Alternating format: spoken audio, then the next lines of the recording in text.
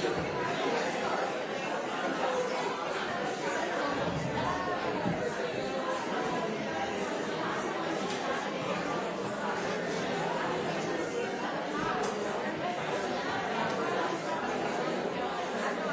morning, everyone. Good morning, welcome. Thank you for being here. The B4Play for Behind the Moon. This is a sold-out event, but I guess people are nervous about the weather, so thank you for being here. I'd like to start by acknowledging the Lekwungen-speaking peoples on whose traditional territory the Belfry is located. We thank the Songhees and the Esquimalt nations for the privilege of living and working on this land which they've cared for millennia. Do we have any new first-time B4Play attendees? Welcome, welcome. So B4Play was designed 12 years ago as a way of providing insight and information into the play that's about to open. So this play previews on Tuesday, it opens on Thursday. And there's more information as well. At the same time, we started doing these Upstage magazines, which have information about the play. There's an interview with Anosh, the playwright.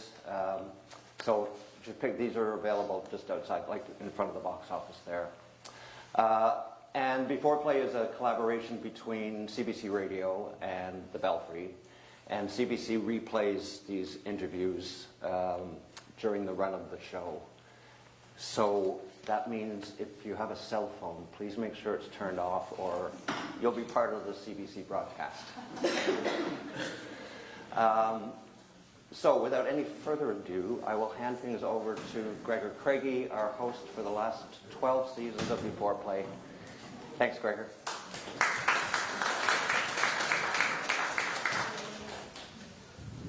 Thank you, Michael, and thanks for being here. Nice of you guys to brave the Victoria snow blizzard to get here. I was at a hockey practice very early this morning, and my 11-year-old was watching the weather app and looking out the window and asking me more questions than I thought possible about snow formation and whether I thought it would stick. And anyway, so he's out looking outside the window and hoping, praying for snow. But I hope you all make it home safely after this. Our first guest here at B4Play is the playwright, Anosh Irani, who was born and raised in Mumbai and moved to Vancouver in 1998. He is the author of 4 critically acclaimed novels, and his plays have won numerous awards. He teaches creative writing at the University of British Columbia and recently released a new collection of short stories translated from the gibberish, 7 stories and 1/2 truth. Please welcome the playwright, Anosh Irani.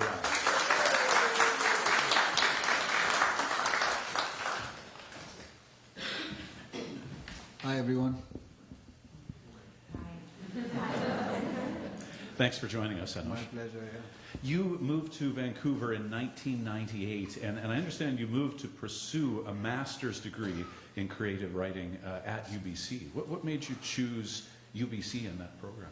Well, what made me choose writing is the first, it was a kind of a, I wouldn't say random, but I was working in an ad agency in Bombay as a copywriter.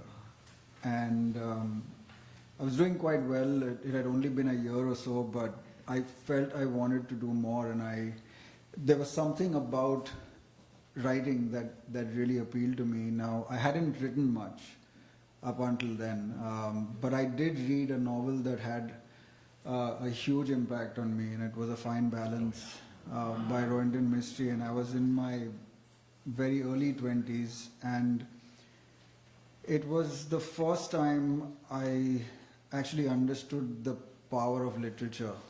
I was literally at the end of it when I held that book in my hands. I could feel its weight, but not just the physical weight. I understood for the first time what a novel could do. Mm-hmm. And I would say that was one of the moments where something shifted for sure. And as a kid, I'm not one of those people who knew that I wanted to be a writer ever since I was little. There are many writers who knew that. I wanted to do absolutely nothing. I had no ambition, no desire.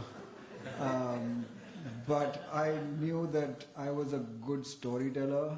You know, I grew up in a sort of co-op housing society, actually the same kind of place that Rohinton Mistry wrote about in his first collection of stories called Tales from Firozshabad. So it's a place where members of the Zoroastrian faith sort of, it's housing for those who belong to the Zoroastrian faith. And growing up, you know, we had tons of, I just had so many friends who played, you know, football, cricket, and when the sun went down, we told stories and jokes. And I think that really taught me how to hold someone's attention, because, you know, young kids can be ruthless and the threshold for boredom is very low. So they can interrupt you if you're not a good storyteller. They just move on to something else. And I think it's this love of oral storytelling and of course text that eventually made me come to Canada. Initially the plan was New York, but I somehow, yeah. Yeah. Life intervened, steered you in a different direction. Did you have any experience in Mumbai with theatre, or did that come later? I was part of a dance company for a while. In a previous life, it's unrecognizable now, but I think, again, engaging with a live audience was something that I was used to, but not really. Like I said, I wasn't someone who, in fact, I didn't, when I came here and I did my bachelor's at UBC in creative writing, I didn't do playwriting at all. I was I started writing short stories and poetry because I really wanted to make lots of money. But eventually I just somehow ended up writing a novel and working at the Arts Club Theatre Company as a summer intern. That was the beginning of my journey as a playwright. You mentioned A Fine Balance, which is set in Mumbai, and I wonder how much the city that you grew up in has influenced your own writing. It's a huge influence. So I grew up in a small compound called The Retreat, and it comprised of these sort of old British bungalows that my family rented one of these places. But right opposite this compound was a convent school, and every evening sex workers used to line up against the walls of the convent school, and they had this black paste around their mouths, and I was a kid, 5, 6 years old, and I would always wonder, you know, there was a pull. It was definitely, they're different, but they're interesting. Who are these people?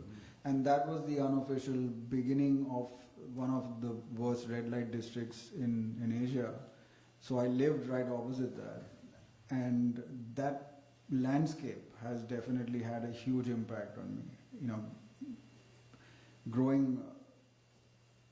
when I grew older and I understood what was going on, it definitely had an impact. But it was also my backyard in a way, so that shaped me a lot. Also the sense of humor that my parents, my grandparents, granduncles, cousins, all that worldview. I think writing is really about perspective. You have to learn how to be an observer, remain still and just observe, and then you have your own lens through which you view something that might be very tragic, but can you find humor in it? Can you find light in it, hope in it? I think those are things that the city definitely taught me. Did it help to have, an ocean and half a world between you as a writer? I mean, was it a help or a hindrance to be in Vancouver and to be away from Mumbai when thinking back and writing on it? I think it was a huge help. It was tough. I mean, I always say that the gift Vancouver gave me was isolation, because I felt completely disconnected. Not just from India, but I was trying to find my way into this vast land that is Canada. And Vancouver being so different from Bombay. I mean, you have 22 million people there. And I moved straight to North Vancouver. I was just staring at the mountains. There were these cats everywhere for some reason. And you know, I always when someone asks me, you know, what's Bombay like, it's impossible to answer. But on my previous trip there, just a few months ago, I was just walking outside where I live on the street, and this guy went by on a motorcycle, and this other random guy just did that to him, and just did that, like gestured. In other words, can I just hop on, just drop me till the end of the street, and that guy just did that. And that was it. And that would never happen here.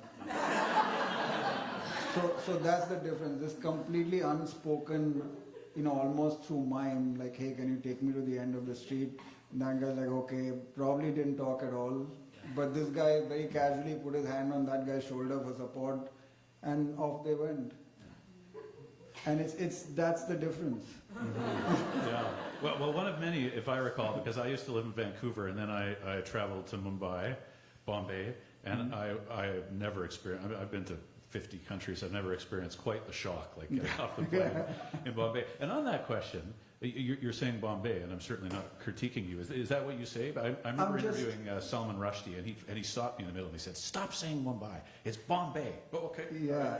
I think Bombay is just what we're used to. Mumbai was the name that it's actually the name Bombay was given by the Portuguese. It means the good bay, and Mumbai it's derived from the goddess Mumba Devi. And Mumbai was a name that was given to the city in the mid-90s. For me, I'm just used to saying Bombay, although now I use Mumbai in my work. It depends. Depends on who's speaking, who the character is, what the context is, what language they're actually talking in. Now, you talked about the isolation of Vancouver, but if you live in a place long enough, it turns into integration. And you've had a very fruitful relationship with the Vancouver Arts Club Theatre under the artistic direction of Bill Millard. How did that relationship come about, and what's it been like for you? So Bill was definitely he had a huge impact on my career, as did Rachel Deiter, who's a dramaturg and director, who now lives in Victoria, and she teaches at UVic. While I was at UBC, this was during, I think, my undergrad. So I was 2 years, I had moved here, it was 98, 2000, this was in 2000. I just applied for a job as a summer intern at the Arts Club Theatre Company. I was terrible at administrative work, but that's what the job posting said. It's like, well, we'll figure it out. And I went there, and the part of my job was to read unsolicited scripts that had been submitted to the artistic director. And so over the course of that summer, I must have read about 70, 80 plays. And I had to just fill out these forms and sort of talk to Bill about them. And that was my education in theatre. And then, of course, he had this amazing library, you know, where I started reading plays like Eugene Ionesco. I'm talking about the ones that I started reading for the first time, and then I actually met playwrights. You know, I remember meeting Maurice Panich, who is one of my favorite playwrights, and he was working on, I think, The Dishwashers at the time. But it's just, you know, being in a theatre. I didn't even have an office. They didn't have an office for me. They put me in the green room with the actors. So essentially I was just staring at myself in the mirror the entire time, and I had these scripts that I was filling in, these bright lights, and sometimes I would have to leave when the show was right. It was a great learning experience. But then by then I was getting better at writing, and I wrote a short story called Bullet Number 1, which was published in the Fiddlehead. And I gave that story to Bill Millard, and I said, I'm thinking of writing a play. Do you read the story? Read the story, loved it. And so I wrote the first draft literally over the Christmas holidays because I was so homesick. And again, that was the best thing that happened to me, because that's the play that they eventually produced in a 400-seat theatre that ran for a month. Wow. So, you know. And it sounds like the homesickness may have helped artistically? It helped. You know, I wouldn't wish it upon anyone, but it does. It's not just homesickness. It's just you feel something's wrong all the time, and you can't understand what to do. And the only thing that grounds you is writing and theatre. And so I would say I found home when I found the arts club. That's the beginning of like, okay, I think I know what I'm doing here. And then of course I wrote a novel that got published, and then you it's the arts community that was my home. My work was my home. So we fast forward several novels and play. What can you tell us about your current play that's about to be presented at the Belfry? Without giving away any spoilers, can you tell us a bit of an overview?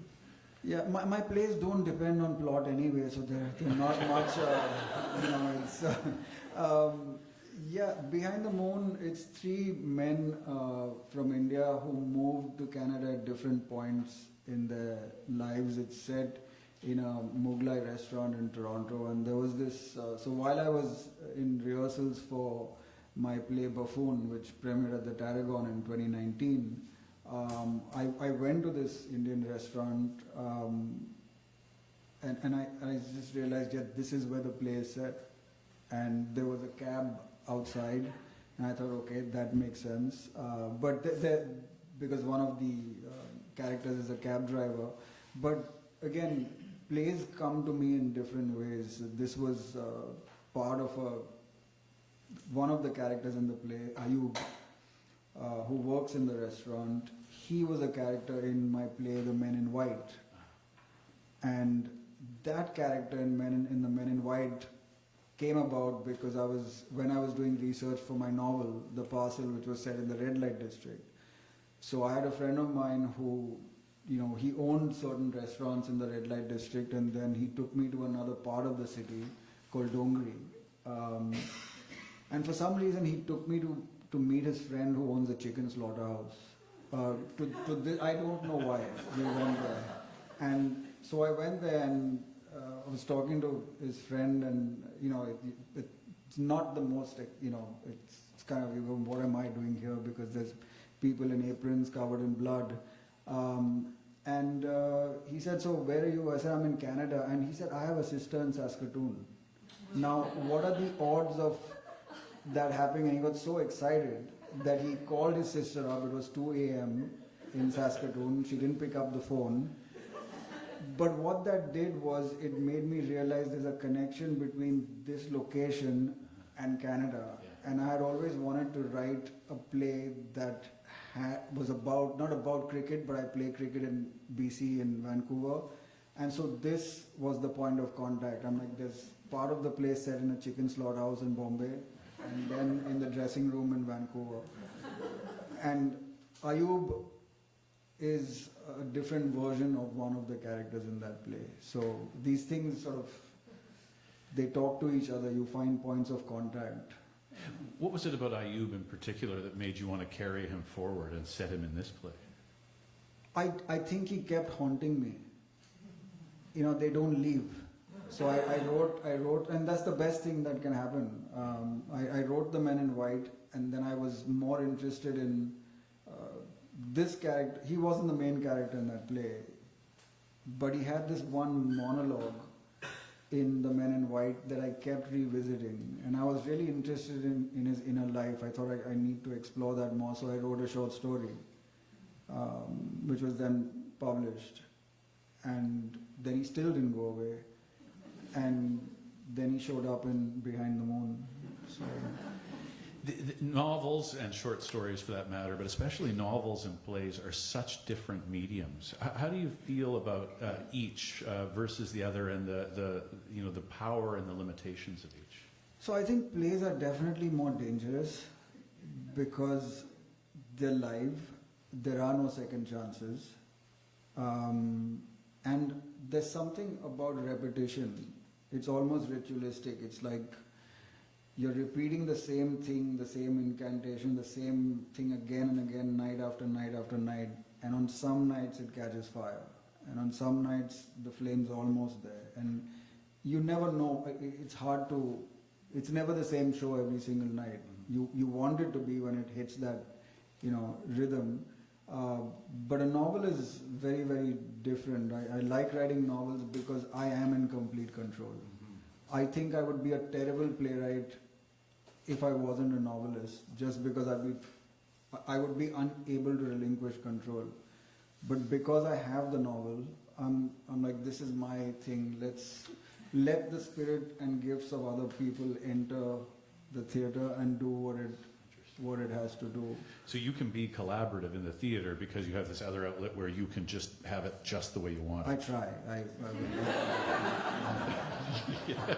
And that always supposes that your editor of your novels and so on is somewhat agreeable, I suppose, too. Well, that's the most important relationship that a novelist can have, is with their editor. I mean, that's the relationship. And I've been very, very blessed to work with an editor named Lynn Henry, who I've worked with, I think, 4 books with her.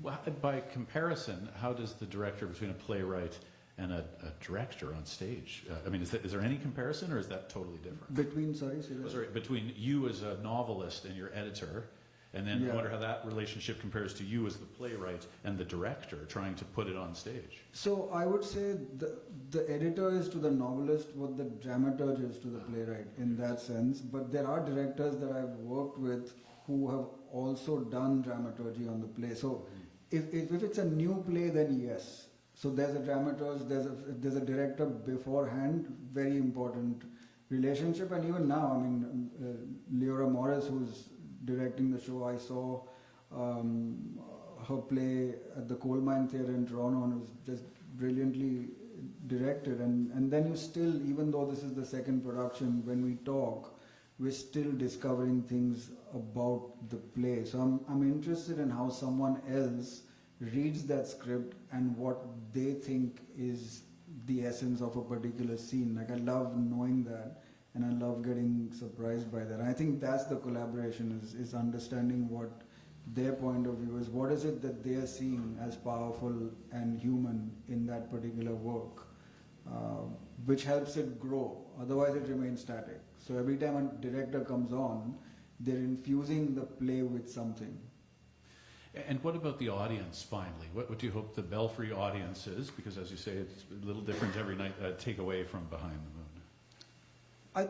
I think most of my work, I don't really like to say this is what the audience should take away. I mean, it's entirely up to you. What I do hope is that they're moved by it. I don't really like plays that are too clever. I think that doesn't interest me. I think something that's human, that's engaging. My plays can be a bit disturbing, I think, but that's the whole point of literature. If it's not, you haven't done your job. I think you need to create a shift in consciousness somewhere. You have to make them a little uneasy, and then make them believe that everything's going to be okay. Very good of you to join us, Anosh, and very good to meet you. Thank you very much.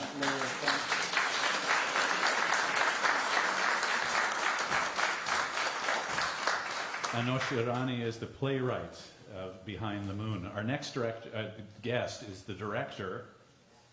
Leora Morris is an award-winning theatre director and creator who splits her time between Canada and the US. A graduate of the Yale School of Drama, she's collaborated with numerous institutions, including New York's Public Theatre, the O'Neill Center in Connecticut, San Diego Rep, and Atlanta's Alliance Theatre, as well as the Coal Mine, Night Swimming, Volcano, and Tarragon Theatres in Toronto. Leora resides in Vancouver, where she is on faculty at UBC. Please give her a warm welcome to the Belfry.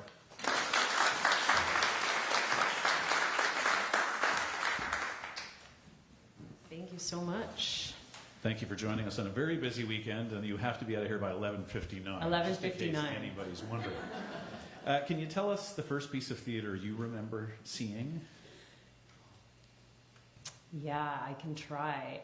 I mean, there were a few when I was really, really young that I think are kind of fuzzy, but didn't have the incredible staying power of being 8 years old and seeing Les Mis for the first time. Which, you know, I now have different thoughts as an adult about that story and about what it's doing and what it's up to.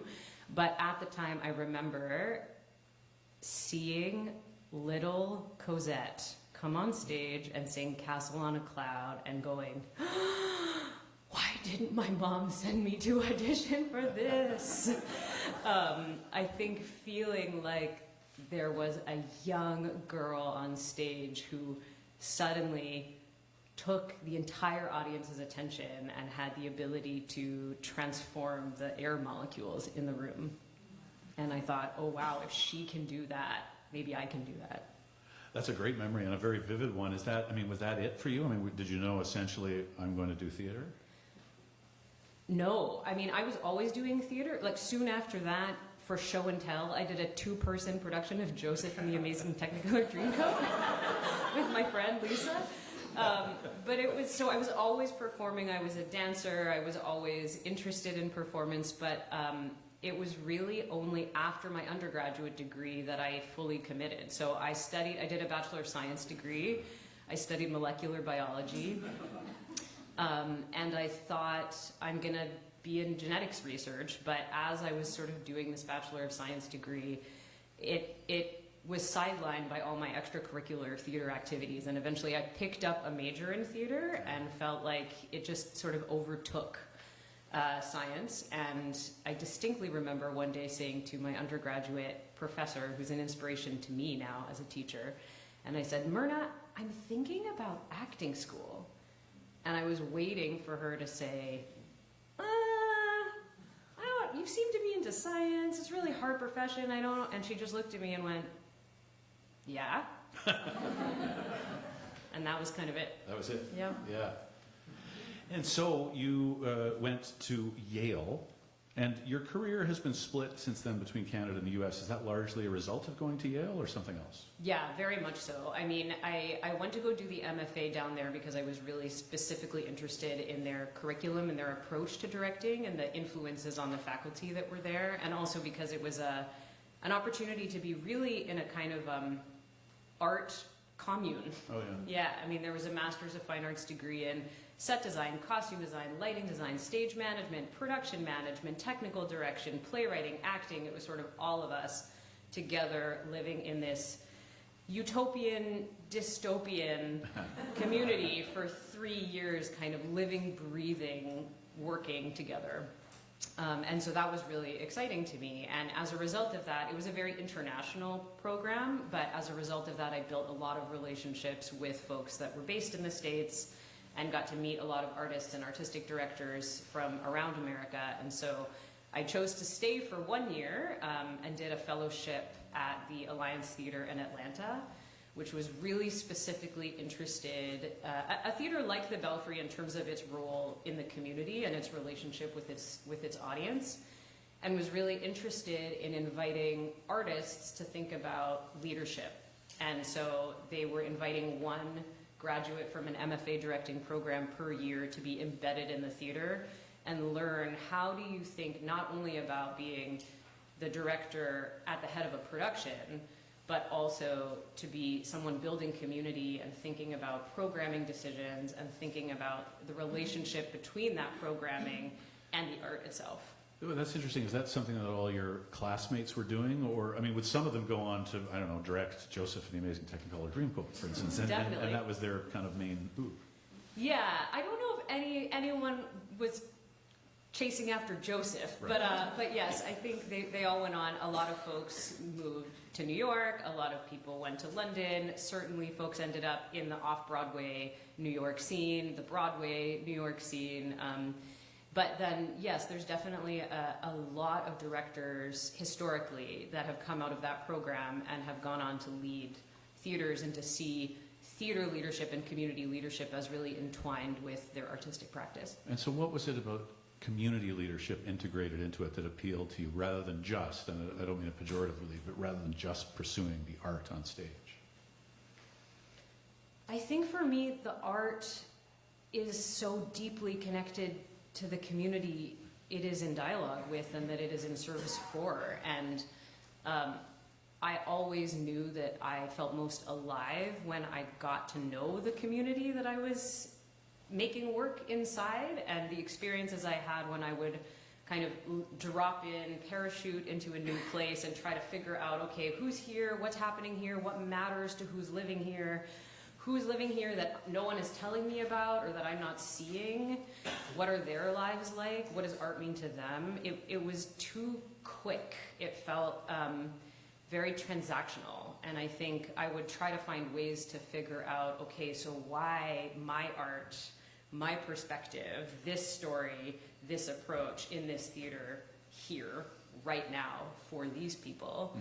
But the kind of meaning that came when I could grow a relationship over time with the place and sort of track a city's and its inhabitants' preoccupations over time felt like it really fertilized both the work I was choosing to make and then the way we approached making the work and sharing the work.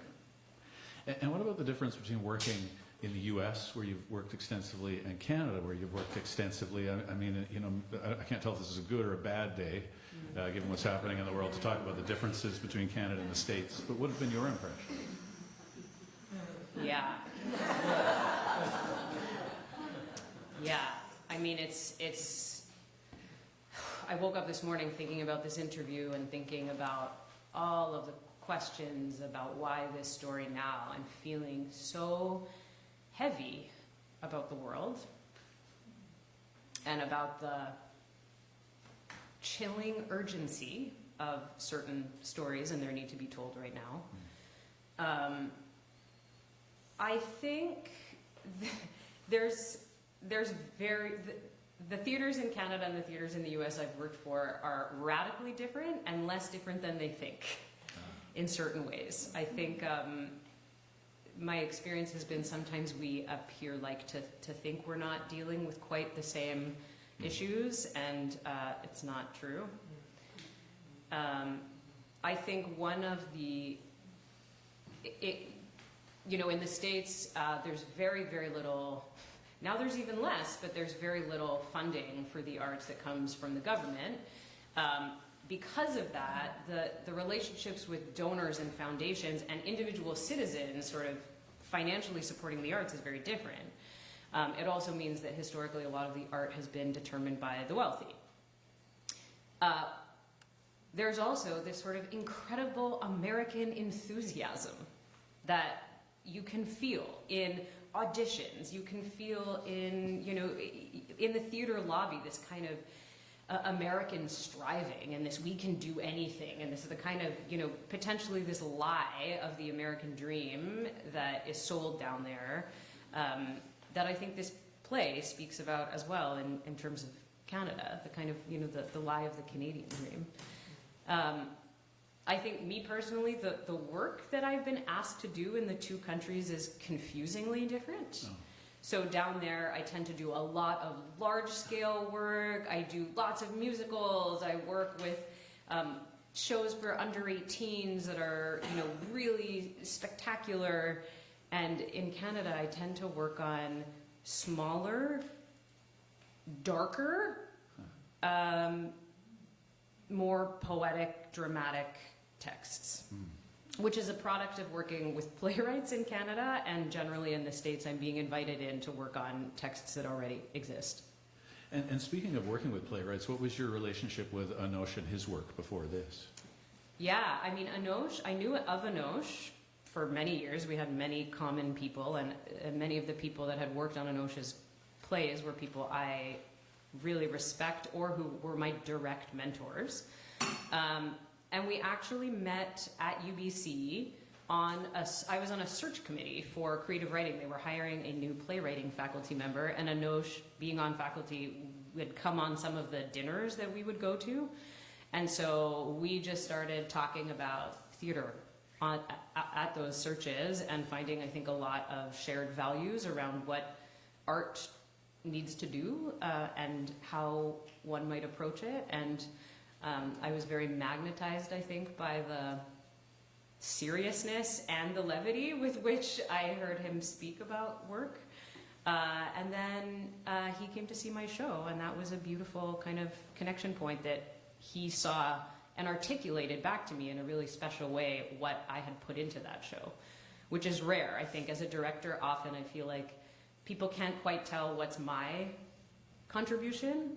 It's easier to know the writers. It's one thing to see the designers. You see the actors up there having the embodied experience. And so very special to have a writer come to my work and be able to sort of see where my interpretive lens was at play. What about the particular challenges? I mean, every play will have its opportunities and challenges. Any that stand out to you in Behind the Moon? Yeah, so many. I mean, it's a beautiful and a haunting and a very funny text. And I think one of the challenges has been really kind of calibrating the tone of this play. It wants to be really funny, and there are these vivacious characters with tremendous senses of humor. And, you heard Anosh speaking. His humor and his rhythms, I think, are all over these characters. And they are also haunted people. And so they enter a space with a lot of jokes and deep suffering at the same time. And figuring out sort of what's alive in each of them at any given moment, and how the collision of those humanities with each other unleashes this play has been a beautiful opportunity and challenging. And it's the second time it's being presented. I mean, what's that like as a director? I mean, is it liberating, or does it tie your hands in some way? Or It's a new experience for me. I think it's the first time I've directed a second production. Often I'm on a premiere, or, the Playwright's had a bazillion productions and they don't even come see the show. They don't talk to me. They don't, it's a different thing. I had the opportunity to see the premiere, which was really exciting. Not live, but I got to watch it online. It was streaming. And I both have tremendous respect for and really appreciated that production, and knew I could never make that production because it wasn't how the play would live in me. And so it's been very liberating, to know Anosh has seen a version of his play that he loved and that told the story and that brought it into being with an audience, and to trust that the very different things that I see at the center of the play, I can really breathe some life into. And now everybody involved in this production is making their Belfry debut. What's that been like? It's fabulous. I mean, I said it's hard to drop in and sort of suddenly be in a new environment. And I think because I'm based in Vancouver now, what's been really special is I got to start coming to visit. And so I came last season and I got to see some of the shows, and I got to talk to people in the lobby, and I've gotten to be in touch with some of the local community here and the arts community. And it's a really special theater. It really is the building feels charged with something very special. And so we've been in the unique position to have mostly out-of-towners kind of arriving and meeting this family of the Belfry team and then the broader audience, and also get to kind of arrive and be the wild children, the people poking and being like, wait, why do you always do it that way? And, oh, funny that you do that way. I hadn't thought about that. What if we did it this way? And to kind of get to reflect the Belfry back at itself, and also have ourselves reflected back at us, and then see, oh, okay, what might we do here together? What about the theater space? Because I presume every theater is different, and they all have to have some quirks, especially if they are a little on the older side. What's your experience been of this theater space? Yeah, it also has a charge, and I think, without saying too much about the play, or giving away too much about the play, what I think what it does so tremendously is it always places us somewhere with the shimmer of somewhere else in the background at the same time. I'm aware right now in this room, we're sitting here on this stage and we have our taped out rehearsal room floor that you can see. And it's just this kind of suggestion of what we were working with in rehearsal. And I think that's what the play is doing. We are both in this Indian restaurant and we are also in Mumbai. We are both in the space between human beings, and we are in the space between any one human being and their conversation with the divine or those who have passed. And so I think the Belfry, as a former religious space, yes, has sort of the ghosts of those conversations, the vertical conversations, and also this kind of incredible spatial relationship that makes the audience feel like we're really in the room with those human beings at the human level. So that's been the kind of cool opportunity. And then the interesting challenge of that space as well is sort of how to really make sure we are sharing with everyone. I asked Anosh what he hopes audiences take away, and he said he hoped they're moved by it rather than a specific prescribed reaction. I wonder how you feel about that, but also finally, what made you fall in love with this play and why you wanted to direct it? So many things. I feel like echoing this, these axes, it's a play about three very specific human individuals. These three men. It's also very much about the women and daughters in their lives that don't show up on stage. And it is about the three of them and the systems that they live inside and the dreams that they live with and are striving for. And it's an incredible opportunity for us as audiences, I think, to bear witness to three immigration stories, very specifically from Mumbai and Kashmir to Toronto, and how they play out. And it also asks these very big questions about how we choose to architect our lives and how at any moment we discern whether to stay the course and see what's on the other side or grab the steering wheel and make a sharp turn. And it asks how we live with loss and how we might use loss in the service of transforming the world and other people's lives for the better. And it asks us to consider how bearing witness to each other might alter each other's lives. And to be able to do that in a theater with the danger of live witnesses and to feel what communion can make possible was an irresistible ask. Leora, thank you for this. Thank you for being here. It's great to have you. Thank you so much.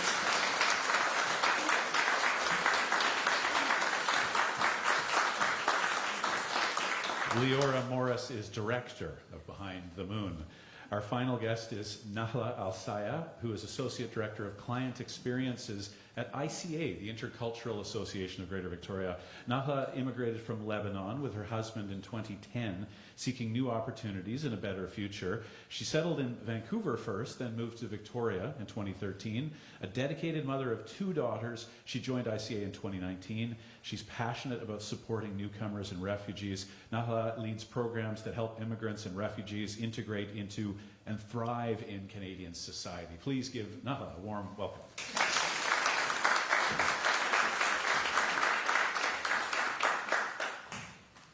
Morning. Thanks for being here. No, thank you for having me. Thank you. Can you tell us a bit about your responsibilities, your focus at ICA? What do you do as Associate Director of Client Experiences? So as Associate Director of Client Experience at ICA, I'm responsible of programs that help clients and newcomers, refugees, to settle into our Canadian society. It can be overwhelming for the clients when they come in, for the refugees and newcomers to Canada.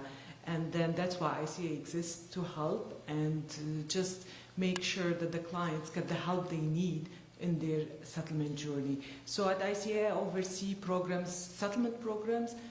We have as well the education program, English classes for our clients, and we have an employment program as well. So, for example, the most rewarding part of my work at ICA is for someone that would come to our association, organization, and then ask for help to find a job, and then after that, with our help, we help him land the first job in Canada. So that's a big reward for us at ICA.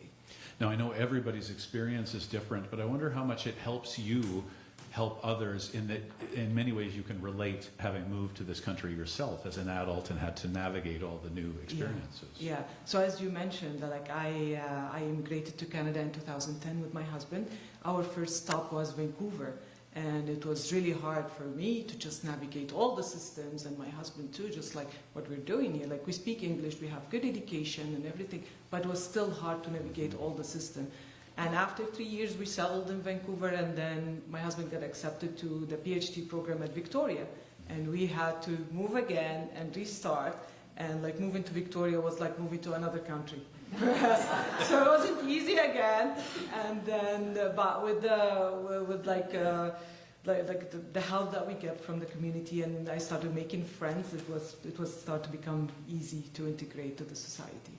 And I wonder what kind of range of difficulties or ease you see among the clients you help. Because as you said, your English was good, but others won't have that experience. Can you just talk briefly about the range of experiences and challenges before various newcomers who arrive in Victoria? So the newcomers, when they come to our organization, we have clients when they arrive from the refugee camp.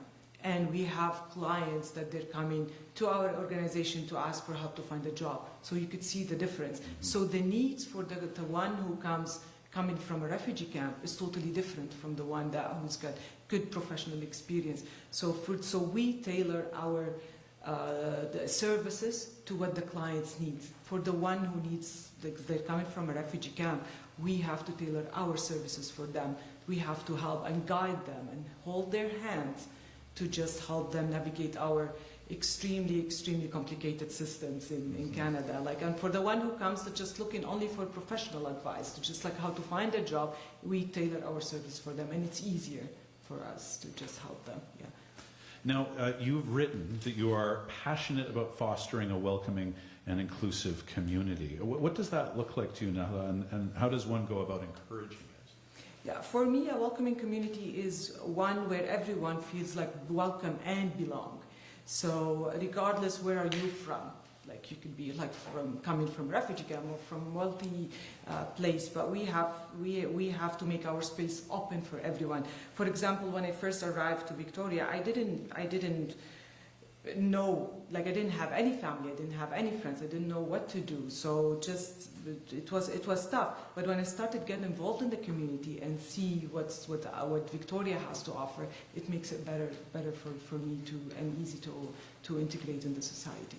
That reminds me of what Anosh said about feeling lonely, but then finding community, isolation, and then finding community. Do you see that with some of the people you help? Yes, the isolation is a big challenge for our client too. When they move in and they don't have anyone, no community, no family, no friends, and all our clients come from strong communities, right? Like where the family relationship is really strong, and then they come here in Canada to what we call individuals community, right? So they see the big difference, and that's what comes to isolation.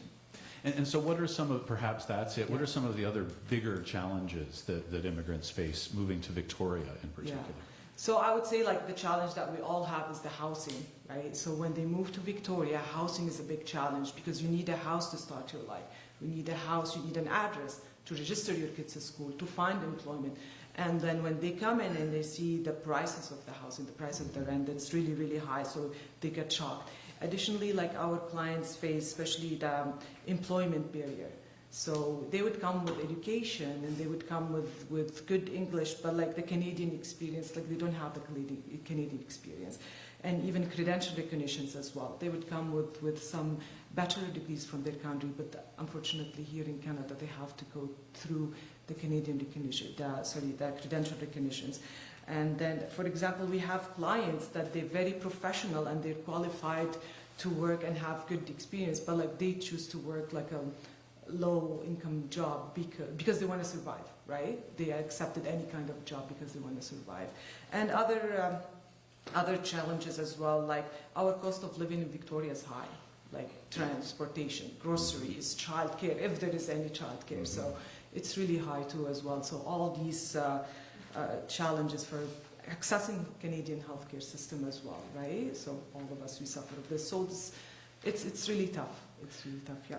And of course, people who have made their way across the world are are so frequently, if not always, very resilient and strong. But I wonder if you ever see people getting discouraged once those high costs become apparent to them, or the differences with credential. I mean, is disappointment once some people arrive here a natural consequence in some instances because of all the challenges? Yeah, so you mentioned the resilience, right? I work directly with the government-assisted refugees, and then when they arrive to Canada, it's like, oh, I didn't know that Canada's that expensive or hard to integrate. I want to move back.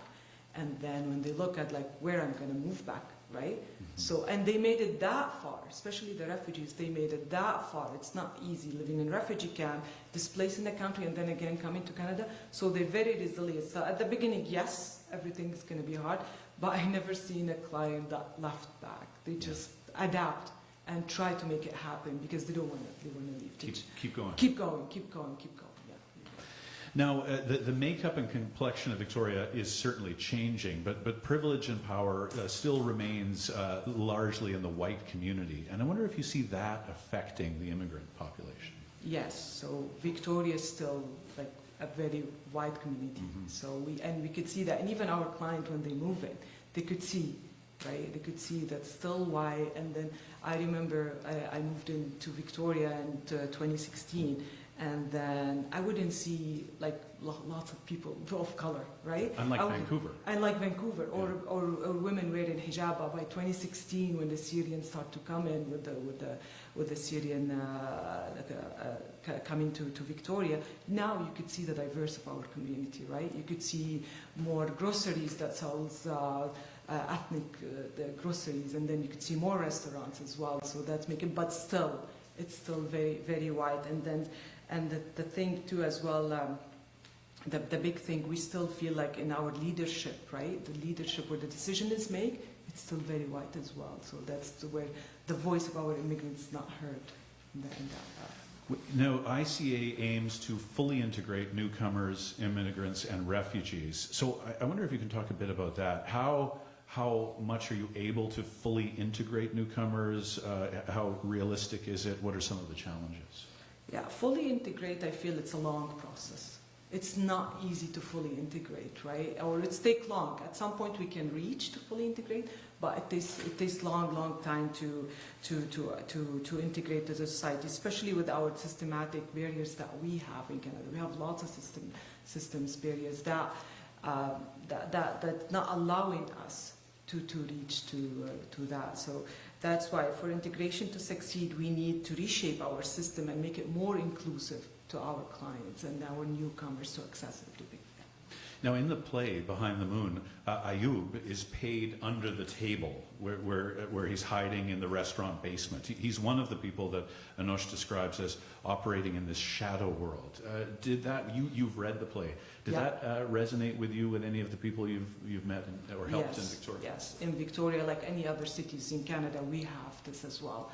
And I could see that, and I could see like some of our clients would come and say, yes, we have to take on a job that's without a contract, because we want to survive, and they got paid under the table because the employer for the tax application, right, and all this, and then they say, yes, we're accepting this position, but we have kids to feed, right, and we have bills to pay, and this practice can leave the workers without legal protection, right, without health insurance, and they're not unionized. So anytime like the employer would say, I don't need your service anymore, and they're underpaid as well. They're not like, yeah.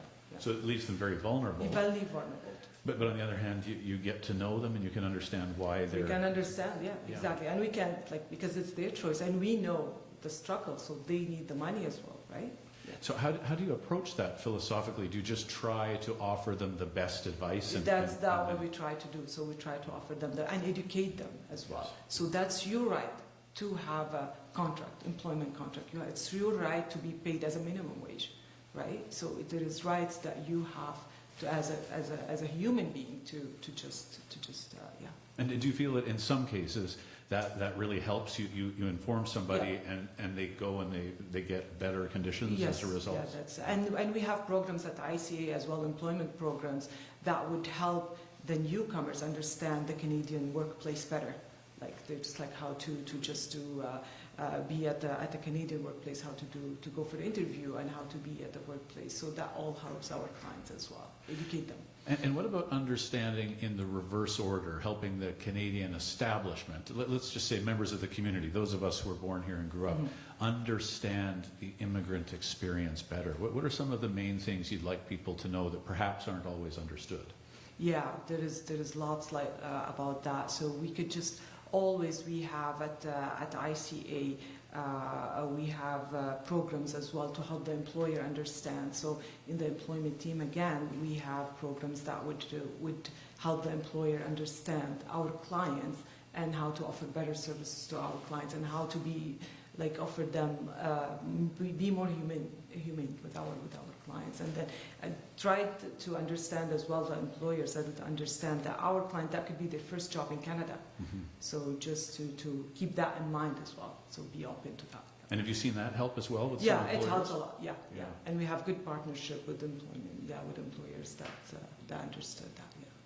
Yeah. I wonder overall about your thoughts on Canada and our welcoming nature or not to immigrants. Canada certainly had a reputation of welcoming refugees and immigrants, but perhaps less so over the last few years. And I wonder what you think might be going on, or how you're feeling about the changing attitudes towards immigrants. Yeah, like as you said, like Canada, we have one of the best programs for immigration, and especially for resettlement refugees in the world, and then we're proud of that. But recently, Canada's reputation has been faced with lots of challenges and issues.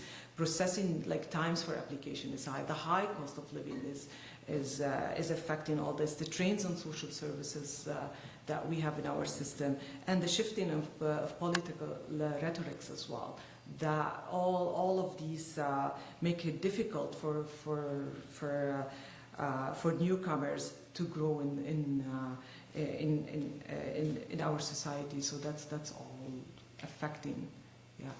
So if you could change one thing about the immigration system or the country or how we welcome newcomers, what would it be?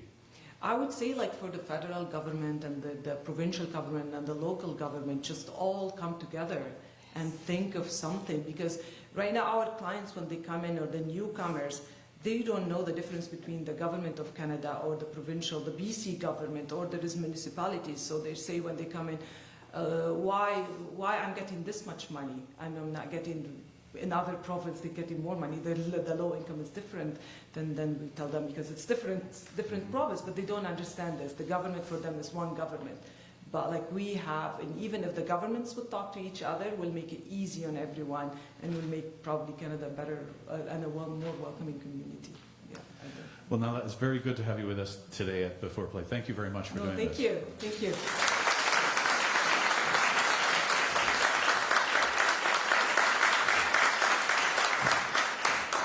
Nahla Alsaya is Associate Director of Client Experiences at ICA, the Intercultural Association of Greater Victoria.